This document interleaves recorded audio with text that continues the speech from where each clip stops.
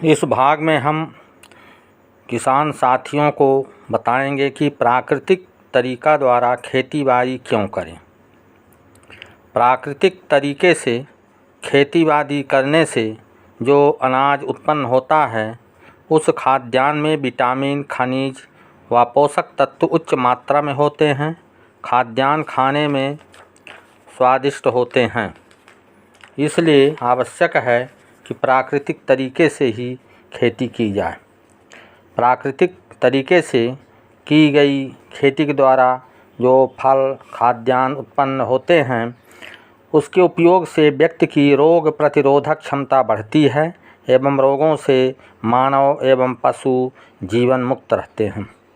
इस खाद्यान्न को लंबे समय तक सुरक्षित रख सकते हैं।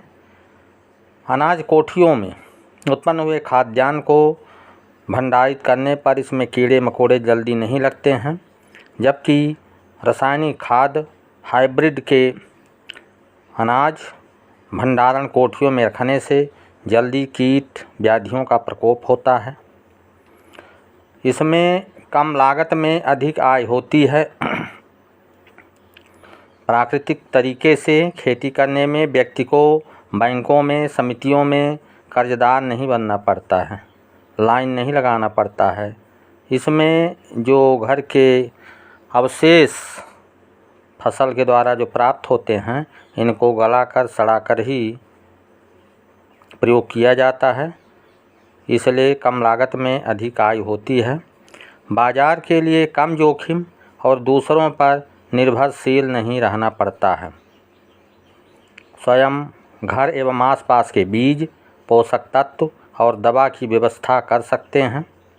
इसमें पूरे परिवार के सदस्य मिलकर गोबर की खाद, घास फूस डंठल के द्वारा या नाडेप कंपोस्ट बर्मी तैयार करके ही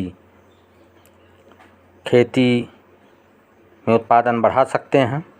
फसल के देसी नस्लों का इस्तेमाल, बीज के लिए आत्मनिर्भरशील किसान बनते हैं, अर्थात बाज़ार में महंगे बीज बिचौलियों द्वारा खरीदने के लिए बाज़ार में नहीं दौड़ना पड़ता है।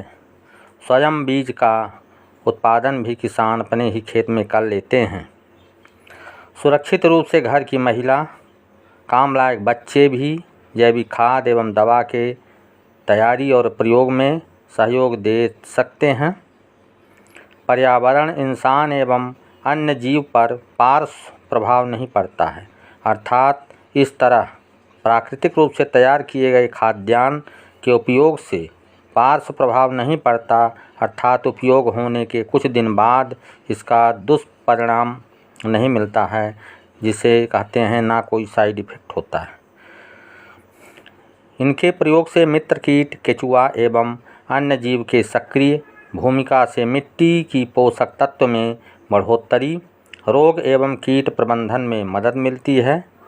हमारी ज़मीन बंजर होने से बचती है। इसलिए सभी किसान भाइयों को आवश्यक है कि प्राकृतिक तरीके से ही खेती करें, कर्जदार ना बने, रोग प्रतिरोधक क्षमता ना घटाएं।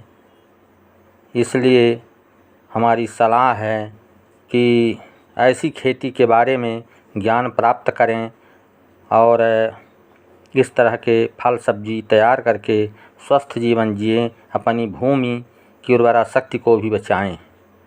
अब हम अगले भाग में प्राकृतिक खेती के अनुभव के बारे में जानकारी देंगे।